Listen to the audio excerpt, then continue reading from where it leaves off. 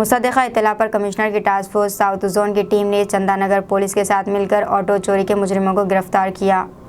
तफसीलात के मुताबिक शेख असलम अशुवल्द मरहूम शेख मोहम्मद उम्र 19 साल पेशे से ऑटो ड्राइवर साकिन वारिसगुड़ा सिकंदराबाद, मोहम्मद अदनान जो कि दूसरा है वल्द मोहम्मद तौफीक उम्र 19 साल पेशे से फुटवेयर शॉप पर काम करने वाला साकिन शाहीन नगर हैदराबाद, तीसरा है मोहम्मद सरदार वल्द मरहूम मोहम्मद अनीफ उम्र 18 साल पेशे से कपड़े की दुकान पर काम करने वाला हाशिमाबाद चंद्रानगुट्टा साकिन हैदराबाद, जिसने चंदानगर और संगारेड्डी दही पुलिस स्टेशनों के हदूद में 2 जराइम किए थे। मजमूई तौर पर 5 लाख रुपए मालियत के 2 ऑटो बरामद हुए हैं। गिरफ्तार मुलजिम और जब्तशुदा मवाद को मज़ीद तफ्तीश के लिए चंदानगर PS के हवाले कर दिया गया है।